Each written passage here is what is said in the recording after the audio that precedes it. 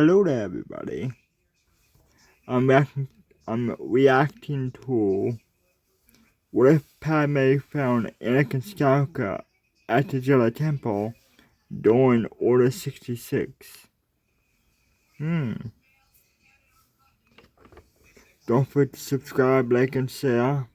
And don't forget to check out my reaction playlist to see more reactions. And I'll have their channel in the description below. PPSW's channel will be in the description below and check out the channel. Anyway, don't forget to subscribe, like, and share. And I'm gonna let him take over now. Hello. Our story begins inside of Padme's apartment from across the city of the Jedi Temple. She could see the rising of a small cloud of smoke. Padme was standing alone, having just sent 3PO to find out where Anakin was, but she was getting impatient. The protocol droid would likely be searching for the best answer, which is fine. That could take longer than she wanted. Her emotions were rising, and she was feeling the pressure of the physical limitations of her pregnancy, but the concern of what would become of her husband and her friends concerned her. Padme turned towards the other side of the room and looked at her personal communicator. She tried contacting Anakin already, but it was turned off. She didn't expect any foul play because of that, but she was still worried.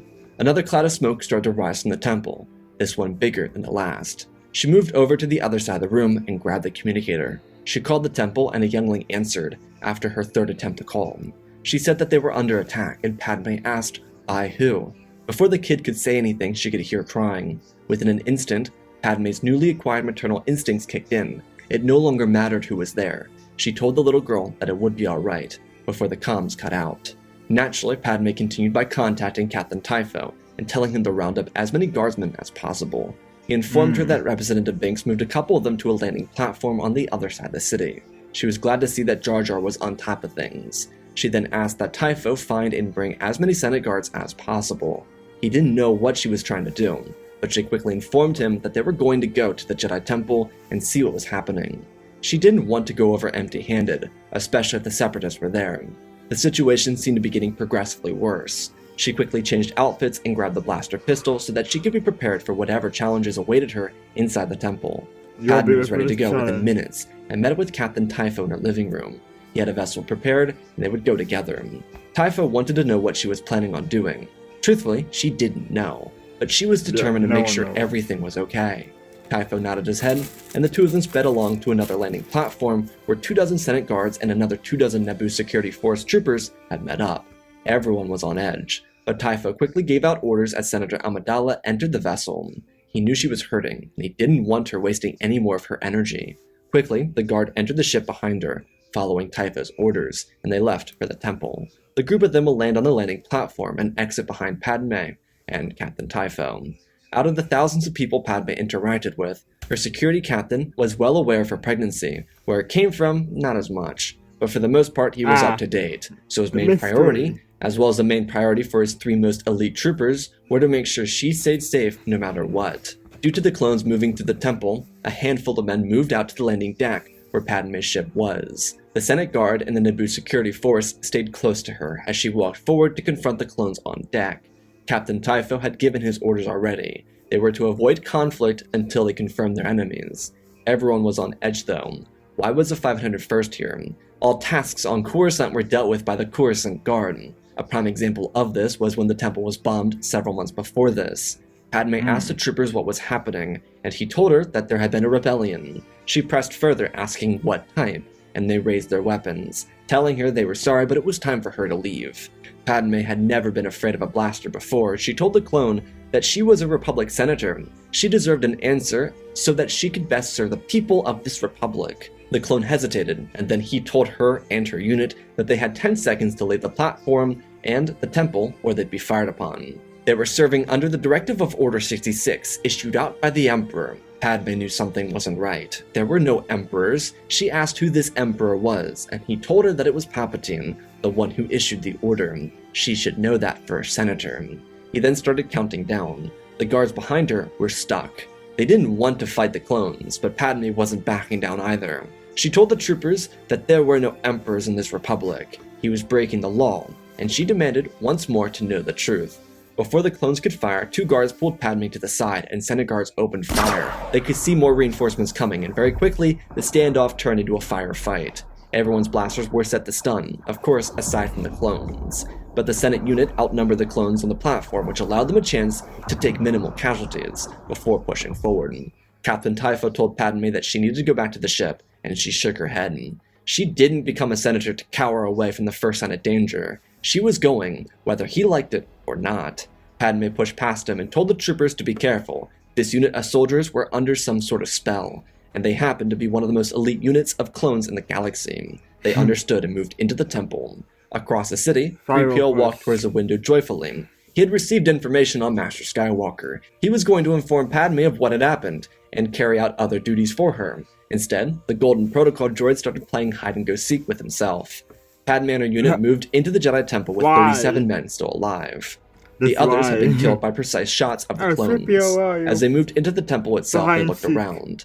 The bodies of dead Jedi littered the hallways. Padme was confused and terrified. A couple of the guards ran to their sides, checking for a pulse and feeling nothing. As they did, blaster fire erupted at them, as more clones came pouring down the hallway. Typho pushed Padme to the side as hard and gently as he could, ensuring not to hurt her. He kept her behind him as he fired away.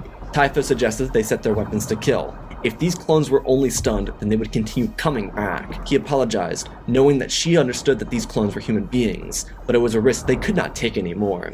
One of the Senate guards was injured as he pulled behind a pillar. His comrades stood over him, firing away, while another applied bandages. Padme agreed, reluctantly, as Typho told them to set their weapons for kill. The clones who charged them were left in the hallways open, and as they fired, they were ambushed by a group of Jedi Knights. They were looking for an escape, but seeing the Senator reassured them that they were finally safe. Once the clones were dealt with, the young Jedi came over to the Senate guards and troopers. They asked why they were here, and Padme very quickly asked what was happening. The Jedi reported that Master Sinjalak was ambushed at the front of the temple, killed by a lightsaber. After that, the clones piled in. Many Jedi were sleeping, and those who weren't were only younglings, Padawans, teachers, or priests. No one was really prepared for this unit of clones. Padme asked who was the one that killed Sinjalak. They didn't know. They could only assume that it was the Dark Lord of the Sith. There were rumors that Master Shakti had been killed in her quarters by a lightsaber, but Masters Coleman Kaj, Terra Sanube, and Jocasta Nu had vanished. They also admitted that they hadn't seen the temple guards. They were locked down somewhere in the archives or something like that. Typho told the Jedi to stick close to them. They were here to recover any injured Jedi and figure out what was happening. The young Jedi welcomed themselves these new allies, as the unit moved forward away from the corridor they were in. Padme and Typho were at the front of the pack, but she was really struggling. The young Jedi felt terrible for her. They could feel the presence of children, and they were within her. It was a surprise no one else figured this out, but it was probably because she put on a mask when she was around others to cover it up. The physical exertion inside the temple just made it impossible to hide right here, let alone the stress of everything around them. Padme's unit came across more clones. Some of them were shooting already dead Jedi, and others were looking for more individuals to hunt for sport. The unit didn't really want to kill the clones, but there really was no other choice. It was like they were brainwashed. Padme began remembering what Anakin told her about Tup on Ringo Vinda, and she believed it was the same thing happening here. So in a way, she felt like she was helping liberate these clones from a terrible zombie-like haze that would kill them eventually anyways. Blaster fire passed by her, and her troops fired on the clones. Another couple of her unit were killed, but they pressed forward. She was losing track of the numbers at this point, especially because every other hallway, they added new Jedi to their ranks as well as lose more members of their unit. So for every Senate guard and Naboo security force they lost, they were replaced with a new Jedi. Didn't matter how old or young, they were building a force. It was almost a kryptonite for the clones, because their strategy had been hunting Jedi in pairs of 3 or 4, but when the Jedi were able to defend themselves while other human troopers fired at the clones, it made for an impenetrable barrier. But the clones were picking up wind of the Senator unit, so they were slowly converging on the area where they were. This made the already difficult and trying territory even more so. Padme and her unit of men, women, and Jedi got tied up in a hallway, surrounded by clones on both sides. The Jedi and troopers got to each other's side and fought together, but the clones kept on coming. Sure, they were losing more and more men, but they couldn't stop refilling their lines, unlike the Senators could. Padme and Typho were fighting. Send all the troops. Come on. Ugh, nope. Try my Old Spice. You can use it on your pit's chest and you... side by side, shooting down these brainwashed clones, until one of the Jedi Knights called out with joy. It was General Skywalker. He had come to save them. but that didn't happen. He marched forward with a hood over his head, and his men moved out of the way for him, filling in the gaps behind him as they continued firing forward. Padme was facing the other direction before she felt the desire to turn when she heard General Skywalker called out by the Jedi. The same individual who identified Anakin was lifted off the ground and pulled into his hand, before Anakin's lightsaber was driven through his stomach and out of his back. As Skywalker proudly pushed the limp body off his blade, he heard his name called by an all too familiar voice. Anakin looked up, and his pride turned to dismay as he yelled out, telling every trooper to stop firing. All the clones did so, and the Senate Guard did too. Everyone was confused, but it only allowed the tension to grow. Padme was so bewildered, she asked what he was doing. Anakin stumbled over his words. She shook her head. It was as if she had seen a ghost. Her eyes darted from the sides of the walls, which were littered with blaster holes, to the ground beside her where she saw a dead youngling. She took a closer look, realizing that the youngling was slain by a lightsaber. Her heart fell into the center of her stomach. She turned back to him with a broken gaze, one so tortured that it sent a crack right down the middle of his own twisted heart. Anakin realized what he was doing, but it was too late. Everyone watched as the domestic dispute was shared between everyone in the corridor. No one knew they were together, obviously, but it was the senator versus the general behind the attack. Padme asked why he would do this. They were his family. That wasn't entirely true, but despite all the bad memories he had, it wasn't worth this. Why would he do this? She pleaded with a broken voice, and he stood with a shadow of darkness lurking behind him. He didn't have an answer, not one that would make any sense. He told her that he was trying to save her. Padme broke. Her eyes filled with tears, and her voice shattered into a raspy array of cracks and rips. She yelled, demanding to know why he would do this again. Killing everyone on Tatooine didn't bring his mother back. Why did he think killing everyone here would save her from something that didn't happen yet? He was smarter than this. He wasn't dull. Why? Just why? Padme grabbed her chest and took a deep breath. Captain Typho came up from behind her and asked if she was alright. Her eyes closed as she rubbed them with the edge of her sleeve. She looked back to Anakin and asked again, why? He didn't have an answer, so she gave him one.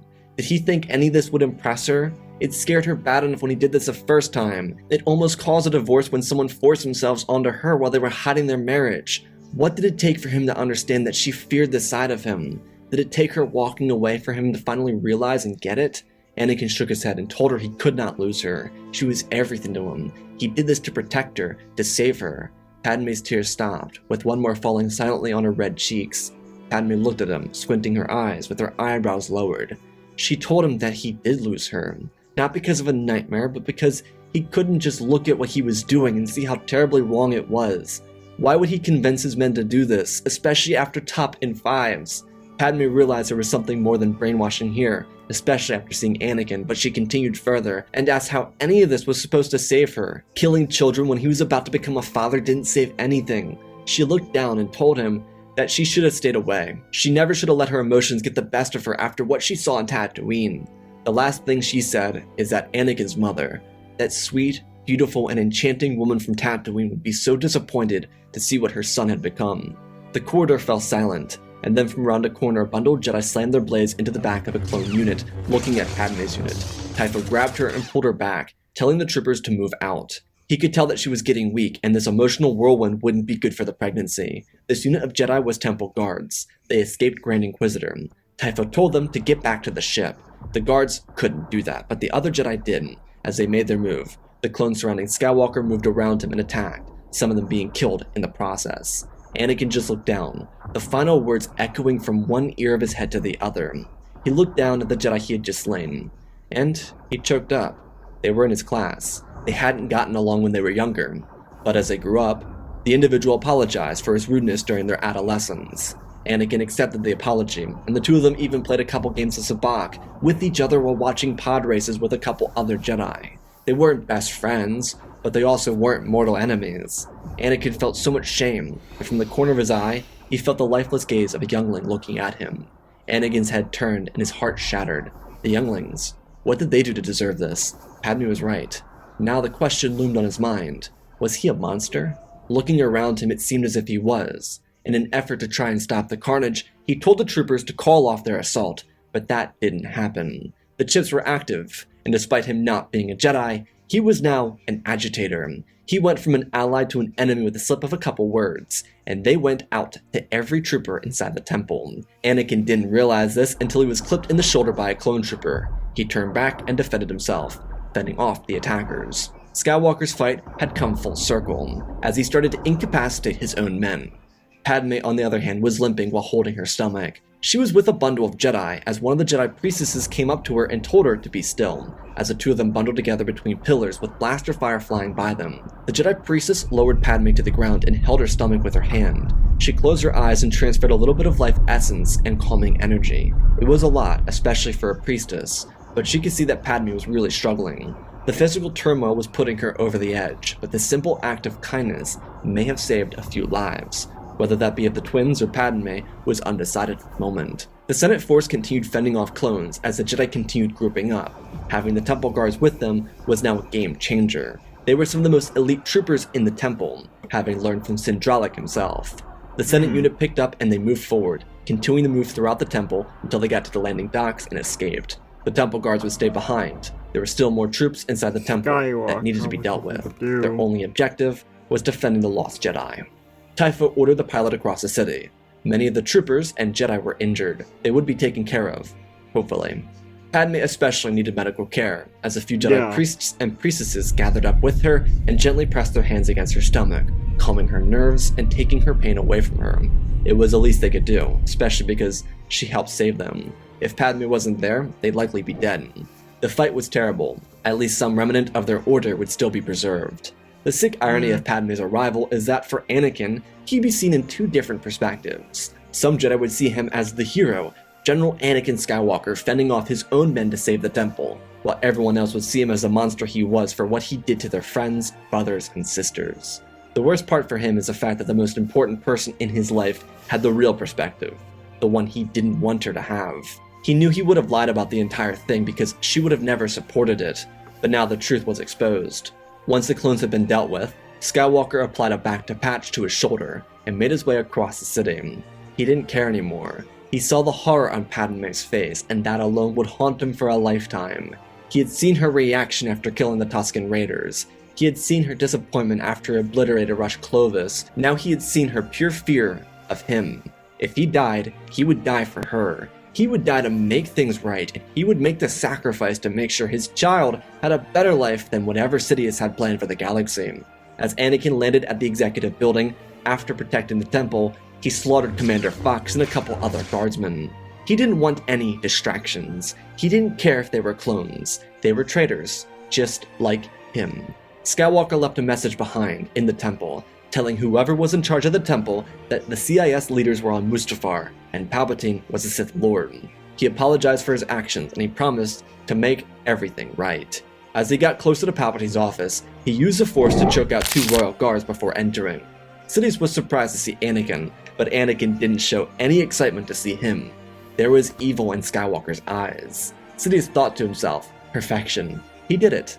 No matter what happened next, Anakin was his, a Sith. Skywalker told Sidious that he had a debt to pay, and Sidious smiled and asked what that might be. Anakin told him that he was going to pay for manipulating him. As it turns out, Skywalker did some soul-searching during his trip from the temple to here. He realized that if Palpatine was Sidious, and if Sidious was Palpatine, then he was behind everything. The clones, the Clone Wars, the attacks on Padme, literally everything. So, with that newly unveiled knowledge, he realized that Sidious had been trying to kill Padme for years, and that was something he would pay for with his life. Palpatine kinda just laughed it off. Who cares? Skywalker wasn't powerful enough to kill him. The Jedi were gone, and the Republic was his. Who cares? Anakin ignited his lightsaber and raised it. Sidious smiled and did the same. This would be fun. Their blades slammed together in the middle of the room. Sidious was using his second blade because the other hadn't been found yet. Anakin was powerful, but that shot to his shoulder was acting up. The two of them toiled back and forth, Skywalker pressing as hard as he could. Sidious was taking it easy, but Anakin wasn't. He was channeling the dark side and using every move to his advantage. Sidious just had age on him and experience. His strength was knowledge, and Skywalker had only just begun his journey down the dark path. He was excited to use his powers, but they paled in comparison to Sidious's. The Dark Lord shoved Anakin back and pushed an assault against him. Skywalker realized in this moment that Sidious wasn't just any opponent. The two of them moved like they were in a dance, both pushing for more control over the other, each of them trying to achieve victory. Anakin felt a seize of power. There was no question he was physically stronger, but Sidious was as quick as Yoda, and Anakin wasn't there yet. As Anakin jabbed forward, he felt Sidious pull his arm forward. It felt like Anakin had won, but he'd given up all of his power. Sidious slid under Anakin and dragged his lightsaber across Anakin's left arm, ripping the entire arm off. Anakin cried out in agony as Sidious shot lightning into Anakin's chest, throwing him across the room. He looked up and winced in pain. He moved his hand over and felt where his arm was missing. He now no longer had either of his original hands. He looked at Sidious with rage in his eyes, and Sidious lowered his weapon, asking if he was upset. The tone was nothing but regretful in a way. Sidious had a way with his voice, as if he felt bad for Anakin or even pitied him, but he was just taunting Skywalker to use the dark side, telling him that no matter what, he would never win this contest. Anakin got up and reached out his hand. The lightsaber slowly lifted off the ground before being pulled into his hands. He ignited the weapon.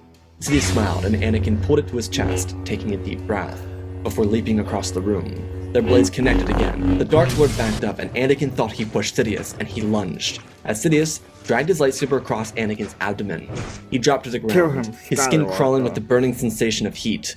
This was pure agony. There was nothing worse than this, and Sidious smiled, dragging his lightsaber across the ground, telling Anakin that he had so much more potential. The life of Darth Vader would have been one of power, strength, and control. Now, he wasted all of it, because he was stuck on his own attachments. Foolish boy. Sidious stopped right in front of Anakin and knelt down, asking Anakin if he had any final words before it was off with his head. Anakin panicked, looking for anything. He was holding his abdomen and couldn't hold himself upright anymore. He was bent over with Sidious preparing to execute him.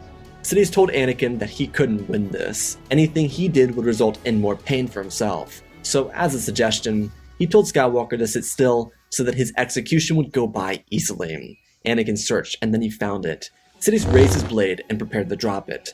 Anakin grabbed his lightsaber, and Sidious went to strike his hand, but he pulled backwards, striking his boot around and then kicking Sidious's kneecap backwards. That was a pleasant thought. Anakin pulled his lightsaber around, using his other foot to keep Sidious's hand away from him. The final shot was Anakin's lightsaber just piercing Sidious's evil heart, and the crimson blade not more than a couple inches away from landing the killing blow on Anakin. Across the city, the Jedi, Senate Guard, and Senator were escorted away from the planet. The medical complex complied, but they had to make sure they got out of there before the clones came for them. Despite the temple being cleared and the executive building going into lockdown, there was no saying if the Coruscant Guard would come for them.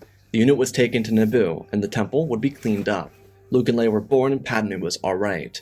Anakin was unconscious in the Emperor's office, and everything was a mess. The next month of Padme's life would be as confusing as it was painful. Despite the war coming to a complete close, the Senate was a mess as well. No one knew what happened to Palpatine, including senators. Jar Jar was taking up Padme's responsibilities and being guided by Bail, Mon, and Rio. Padme was understandably taking things slow. She did keep an eye on the news, but there was nothing from the Jedi. Aside from the fact that the Jedi who survived and came with her to Naboo didn't know anything either. Those who she helped save and helped save her stayed with her. It was an enclave of 11 Jedi. They were in contact with Coruscant, but they didn't know anything. Everything in the galaxy felt still. The CIS leaders were found and were going through trial. The CIS government surrendered, and all that was left was, what next? No one knew. They assumed that everything would come crashing down into a bundle of chaos, and it didn't. Instead, the war ended and diplomacy resumed. But there was an eerie amount of unknowns. What ifs, if you will. So come on. Padme by this point assumed Anakin died, because there was nothing from the temple on Coruscant about him. Ahsoka had survived, and she was one of the 11 Jedi here in Naboo. She was very worried, and despite the horrifying reality of her master's betrayal, she didn't want to leave Padme behind. Curiosity killed a loth cat, and she didn't want that curiosity to get the best of her, especially not with Maul on the loose and possibly coming for Padme. It was all such a mess. Until one day, when Padme was out with her children, she saw a shuttle land. It was a Jedi shuttle. All she knew was Master Kenobi was coming by. You know that feeling of having to rewash dishes that didn't get clean? I don't. Platinum Plus is Cascade's best clean ever. With double the Dawn and double the scrubbers, it removes the toughest grease and residue for an irresistible clean and shine. Cascade Platinum Plus. Dare to dish differently. He had assumed the role of Master of the Order, so he was very busy. But the month between everything happening was just bad timing. He couldn't get here to see her. He had reached out and spoke to her, but he never said anything regarding Skywalker. He wasn't allowed to.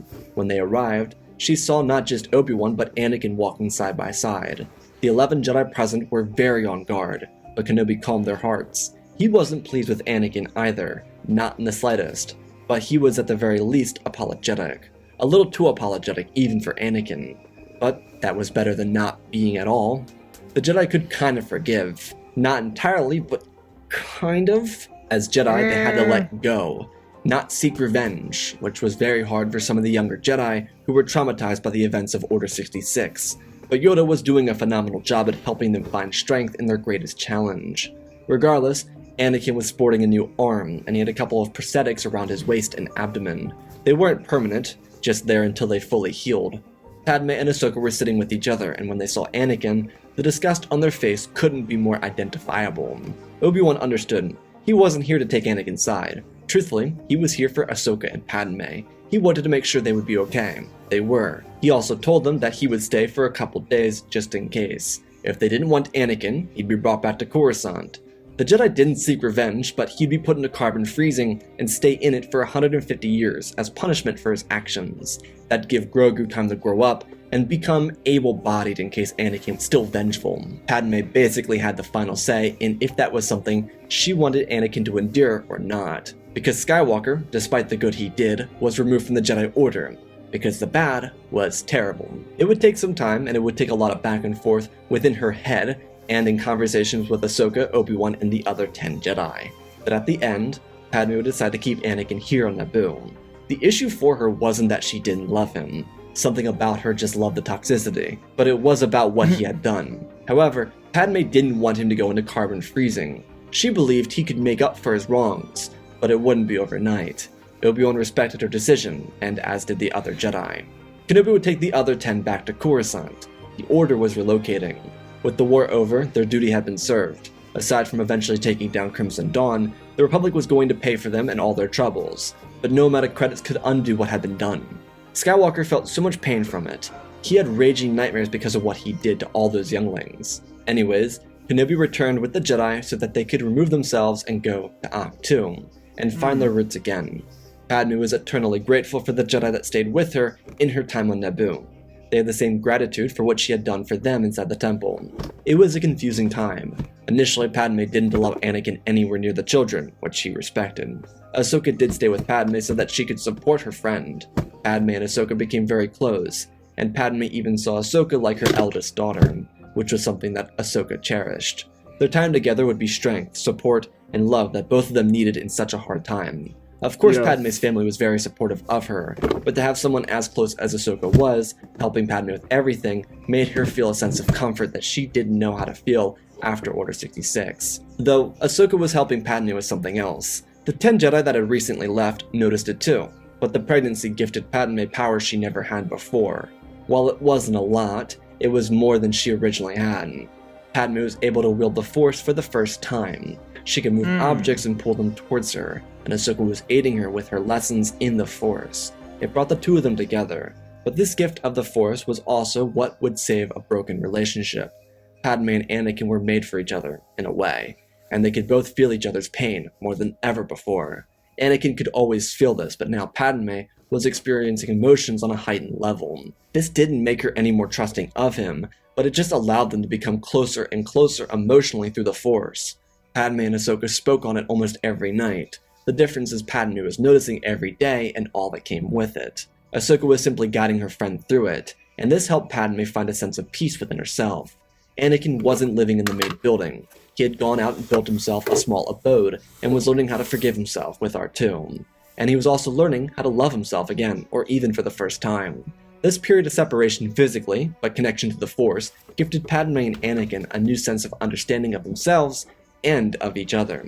Ahsoka, after a couple months, would have enough heart to speak with Anakin, and the change he had gone through was honestly inspiring. His self-sacrifice at the end of all of his mistakes helped him forgive himself, but he honestly wanted to do more, something to make sure he righted every wrong. So, he would leave Naboo.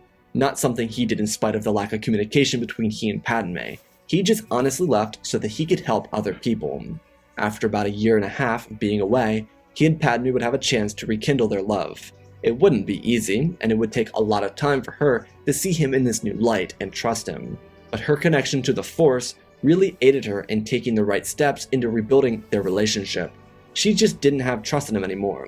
She could feel his motivations, and she could sense that he truly, full-heartedly was invested in being his best self. But it would take time for her to trust him again. This would allow for Luke and Leia to grow up with both their parents. Despite the Jedi not being active in or around their lives, they'd have Obi-Wan and Ahsoka as aunt and uncle. It was a solid little family. Of course, who can't forget Uncle Rex, who called Naboo home after fighting for clone rights in the Republic. He, of course, won those fights in the Senate. The tragedy of Order 66 would never leave Padme and Anakin, but as they got older, they'd be glad it didn't, because it meant that as Luke and Leia took on the galaxy, they wouldn't have to face the same burden and suffering that their parents went through. And because of this rebirth of the relationship, they could also have a strong and united family in this new galaxy. And that, my friends, is our story. Again, special thanks to Benjamin Wells, Jango Fett Clone, Ben Ingram, The Big Red Pure Mark, Diamond Constant, Darth Nemesis, Lord Tibbs, CC2024, Galvin Gaming, Tristan, Mandalore, Sir William 1767, Darth Revan, Grandaddy Bane, Laliand, Sky Guy, Penguin, Cullen Rooney, Shark Midori, RJ38, Nick, Michael Erlanger, The Last Jedi, Apollo, Weewu 670, Anakin Stank Runner, CT7567, Toaster Oven, Oz of Oz, Darth Nox, The Eternal Padawan, Joshua Tem, Johnny DeGuin, Sixth Skeleton, Jedi Sloth, Mr. Yeet Gamer, Lord Cali, Gunley 66, Mammoth Studios, Anakin 003, Lord Draken, Force League Star Wars, Airbus, Rex Wolf, Man 3 First Names, Dark Saint 46, Baron Joshua, and then for supporting the channel, smash that like button. Support me in other ways, go check out the Patreon. This really cool thing just dropped. I'm going to be showing off the animation soon. Super stoked about that. Otherwise, let's talk about this story. So, I wanted to have the pressure of Order 66 and the effect of Anakin's actions on Padme. They almost killed her, but there were people there to protect her. The one thing that I think is a saving grace for this scenario, and the one thing that really saves Anakin in this relationship, is the fact that Padme adopts the Force from Luke and Leia. I think in a scenario where she doesn't get the Force back, I think she would never want to see him again. But in a scenario where she could feel him and understand him in a different way through the Force, I think that's a scenario where they could come back and actually be a married couple and raise their children together and actually have a happy ending. So that's kind of what I wanted to go with here. I hope you all enjoyed though. I love you all, spread the love, and always remember, my friends, may the Force be with you.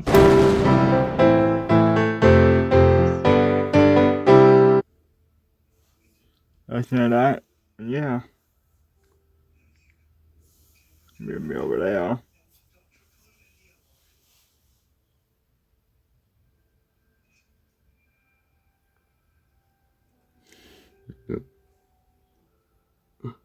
Alright, yeah, don't forget to subscribe, like, and share.